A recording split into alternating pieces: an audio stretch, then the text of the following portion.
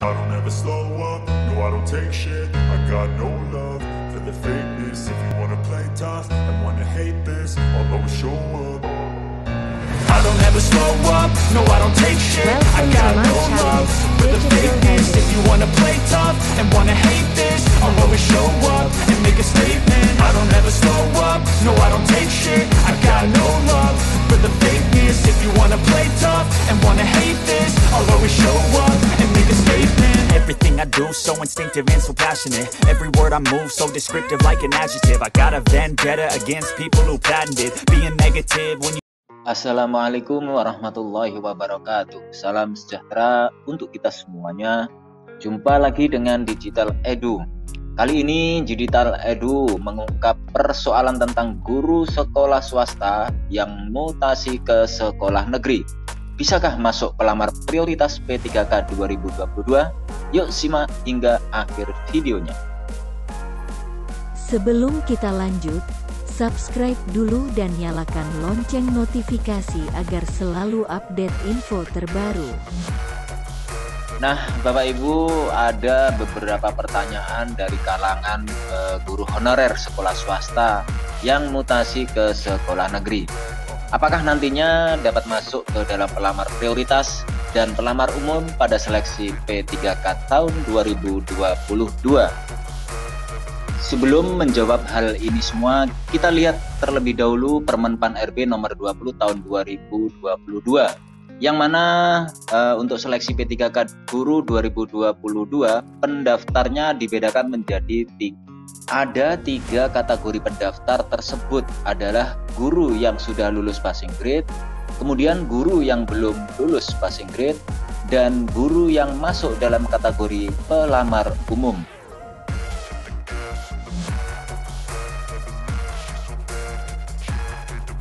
Dari ketiga kategori tadi, mari kita kupas satu persatu. Yang pertama adalah kategori guru lulus passing grade.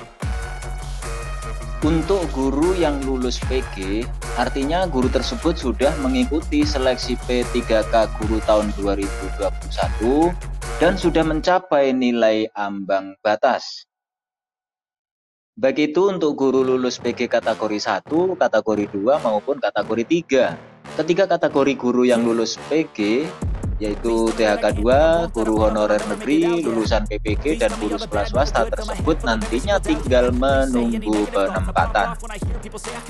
Kemudian THK 2 yang masuk ke dalam kategori pelamar prioritas 2 untuk penempatannya terlebih dahulu akan melalui seleksi kesesuaian atau verifikasi jika masih ada formasi, baik dari sekolah atau instansi yang bersangkutan.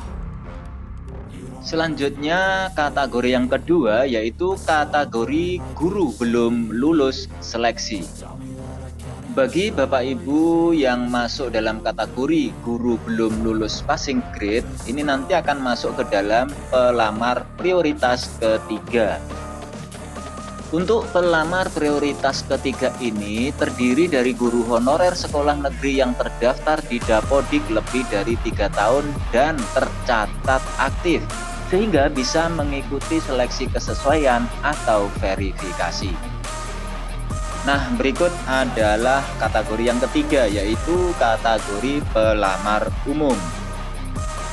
Pelamar umum ini merupakan peserta baru yang terdiri dari guru honorer sekolah negeri yang terdaftar di Dapodik kurang dari 3 tahun.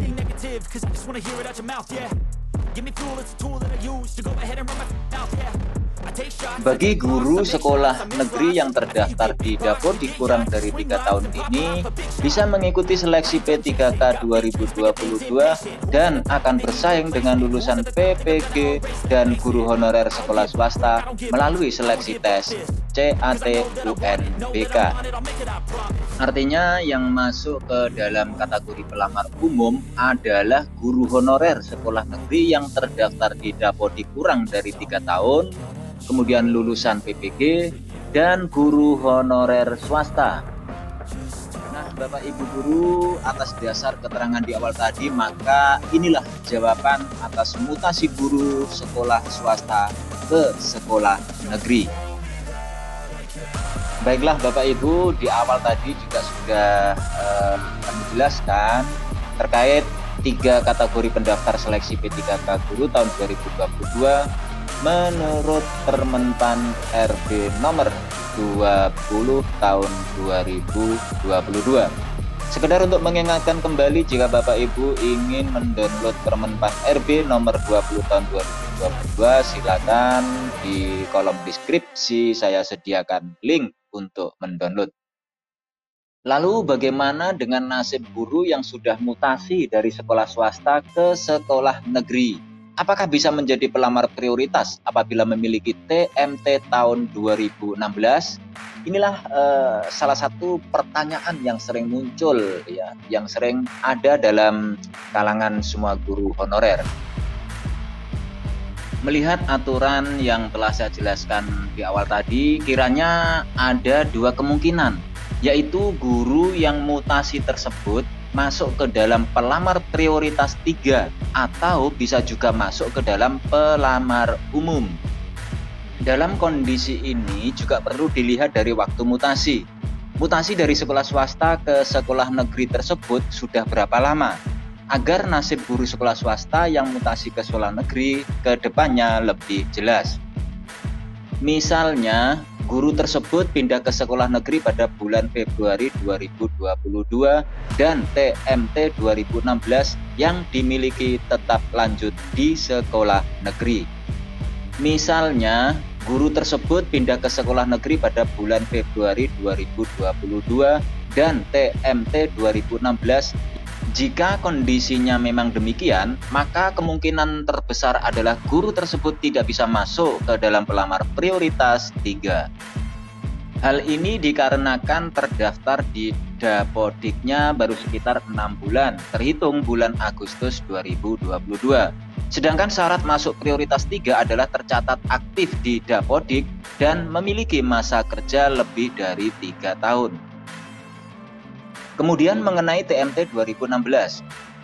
Untuk TMT 2016 yang dimiliki oleh guru ini merupakan data masa kerja yang tercatat di sekolah swasta sebelum melakukan mutasi ke sekolah negeri.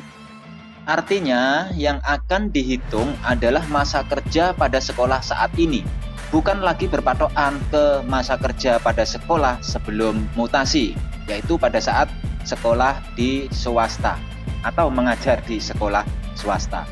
Dengan demikian, guru yang mutasi tersebut diakui di sekolah negeri dan tercatat pada sistem ESC ASN yang nantinya terintegrasi dengan memiliki masa kerja kurang dari 3 tahun.